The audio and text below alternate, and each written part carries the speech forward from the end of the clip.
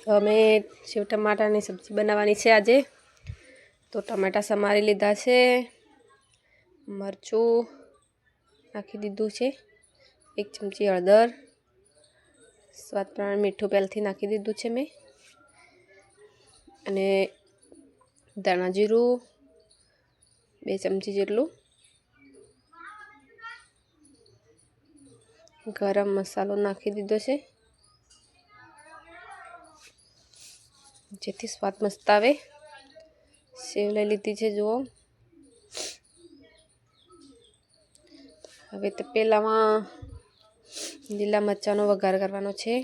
તેમાં લીલા મરચાં ઝીણા ઝીણા આવી રીતે સમારી લીધું છે, મરચું, તેલ નાખી 2 ચમચી 2-3 ચમચી જેટલું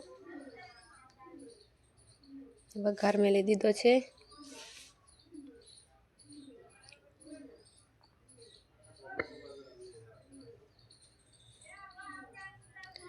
જો વઘાર આવી ગયો છે।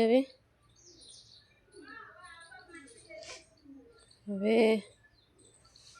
મરચાં થોડા પાકે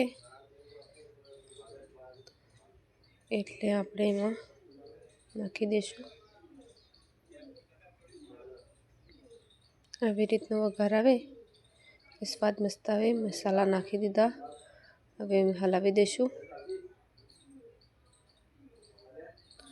હવે સમારેલા ટમેટા પણ નાખી દીધા છે, એવી રીતના હલાવી દેવાનું।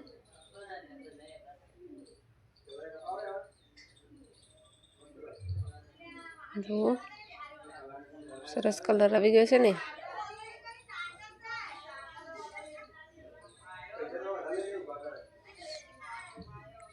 હવે એક વખત ફરીથી હલાવી દઈશું તો કે મસાલા દાજી ના જાય। થોડી વાર ઢાંકી દઈશું,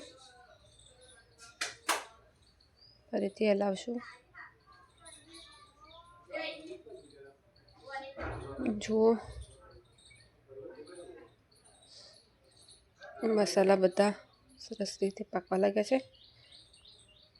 થોડી વાર ઢાંકી દઈશું તો પાણી છૂટું પડી જાય, મસ્ત પાકે। થોડીક વાર પાકવા દઈશું।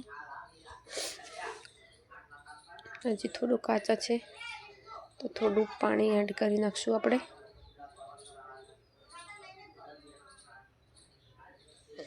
એક અડધો કલાક જેટલું પાણી નાખી ઢાંકી દઈશું। હવે સેવ છે એને પછી નાખી દેવાની।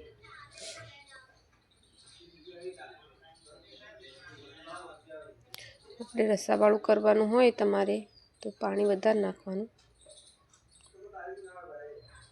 અને રસાવાળી ના કરવી હોય તો પાણી થોડું નાખવાનું। તો અમારે રસાવાળા સેવ ટામેટા કરવા છે એટલે પાણી રાખ્યું છે। હવે સેવ નાખી દઈશું।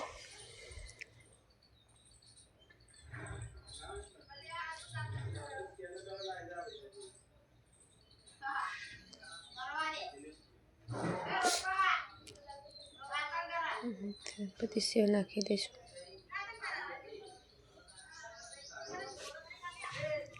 હલાવી દેવાનું।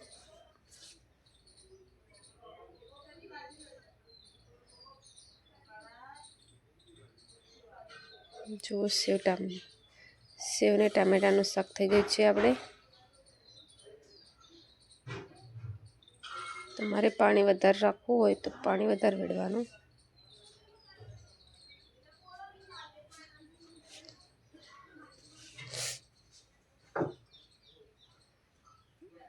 હવે સેવ ચડી જાય ત્યાર સુધી થોડી વાર રાખવાનું ગેસ પર।